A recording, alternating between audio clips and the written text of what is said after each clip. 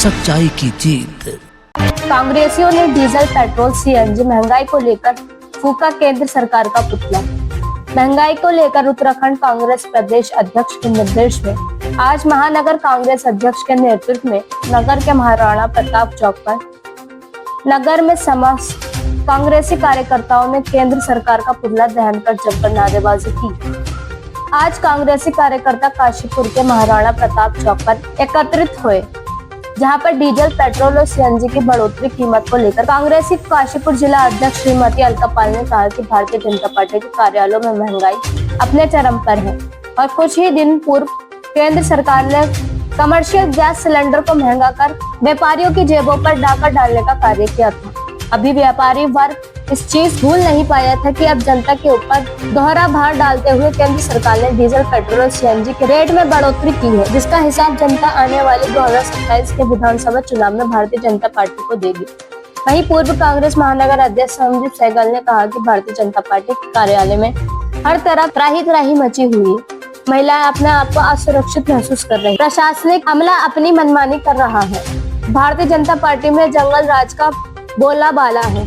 उधर कांग्रेस के वरिष्ठ नेता व पीसीसीसी सदस्य अरुण चौहान ने भारतीय जनता पार्टी को आड़े हाथों लेते हुए कहा कि जिस तरीके से महंगाई अपने चरम पर है, उसको लेकर अब जनता जनार्दन आने वाले चुनाव में मुंह तोड़ जवाब देगी। इसी के साथ ही श्री चौहान ने कहा कि भाजपा की केंद्र और राज्य सरकार नीट के पेपर होने के चलते मुद्दे भड़काने के लिए पेट्रोल और डीजल की कीमतों में वृद्धि की है, जिसको जनता भूल नहीं पाएगी और मिशन 2027 के विधानसभा चुनाव में मुंह तोड़ जवाब देगी। इस देश के प्रधानमंत्री ने, इस देश के पेट्रोलियम मंत्री ने 5 राज्यों में चुनावों के चलते हुए इस देश की जनता से झूठ बोला।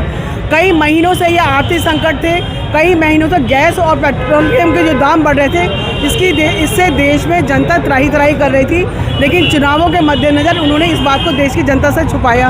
जब चुनाव समाप्त हो गए, उन्होंने देश के सामने आगे कहा कि पेट्रोल डीजल मत खरीदो, यात्राएं मत करो, विदेश मत जाओ, सोना चांदी मत खरीदो।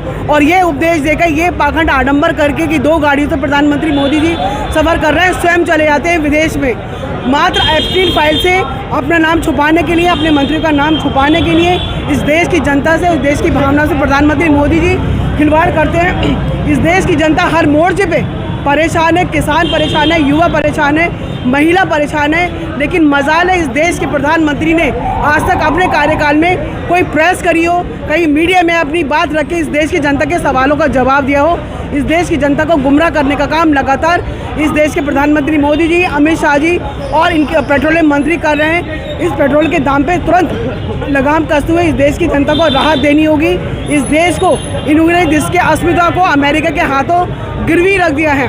जब रूस से हम कच्चा माल ले सकते हैं और हम अच्छी क्वालिटी का तेल ले सकते हैं, लेकिन अमेरिका के दबाव में वो ये काम नहीं कर रहे।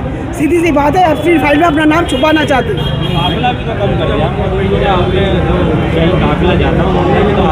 देखिए, इस देश के बहुत बड़े वो पाखंडी और पाखंड करने वाले प्रधानमंत्री हैं। जब 2 गाड़ी का काफिला लेके जाते हैं, उसके तुरंत बाद वो 5 देशों की यात्रा पर निकल जाते हैं। उन्होंने इस देश में कम से कम 850 करोड़ अपनी विदेश यात्राओं पर खर्च किए, और जब सिंदूर 2 आया तो एक भी देश भारत के साथ आके खड़ा नहीं हुआ। आज जिस प्रकार से आप देख रहे हैं, इस देश के अंतर्गत डीजल के दाम, पेट्रोल के दाम, सरसों के तेल के दाम, दूध के दाम, घी के दाम, जो हमारी ज़रूरत की चीज़ें हैं, जिनको हम रोज़मर्रा की ज़िंदगी में अपने उतारते हैं, उन सभी के दाम बढ़ रहे हैं। निश्चित रूप से दुर्भाग्य का विषय है। आज पूरा भारतवर्ष में महंगाई के लिए त्राही मची हुई है और कोई सुनने वाला नहीं है। ये मोदी सरकार, भारतीय जनता पार्टी की सरकार पूरी तरीके से नाकाम सरकार है। यदि जरा सी भी इनको शर्म है तो देश हित में पूरी की पूरी सरकार को इस्तीफा दे देना चाहिए और भारत वर्ष के प्रत्येक नागरिक से माफ़ी मांगनी चाहिए।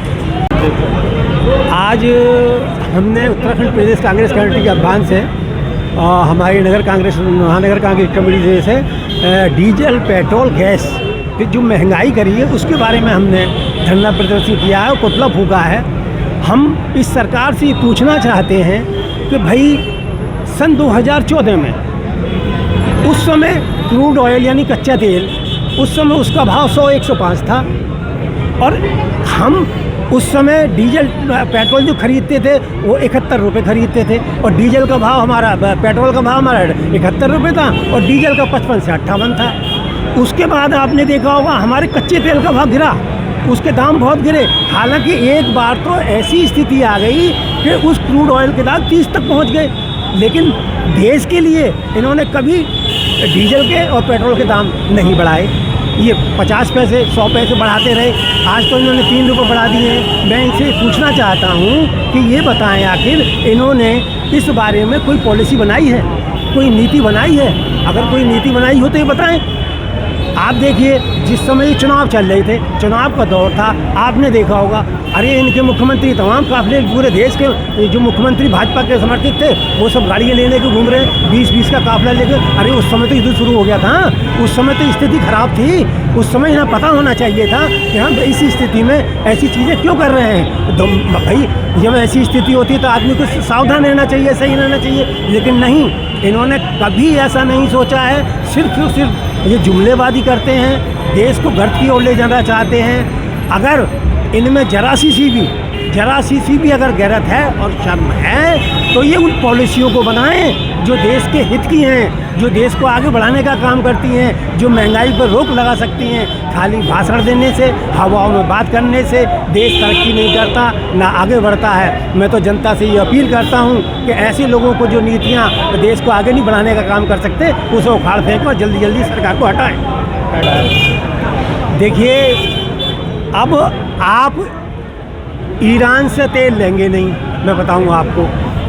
रूस हमको तेल दे रहा है, उससे आप लेंगे नहीं, तो भाई किससे लेंगे आप तेल? आप लेंगे किससे भाई? वो तो हमें, चलिए ठीक है, वो उससे इसका मतलब ये है कि आप कहीं ना कहीं दबाव क्षेत्र में आप ऐसा क्यों कर रहे हैं? दबाव क्षेत्र की बात हो गई नहीं हो गई भाई? ऐसा ईरान हमें तेल दे रहा था, उस बीच में चलिए ठीक है, रूस कहने लगा लाइए हम देते हैं आपको, आप उससे नहीं लेना चाहते, तो आप आखिर किससे तेल लेंगे? तो ऐसी स्थिति में क्या है, आपने क्या नीति बनाई है, क्या योजना बनाई है ऐसी स्थिति में? देश को कहाँ मतलब महंगाई को किस तरीके से कम करेंगे?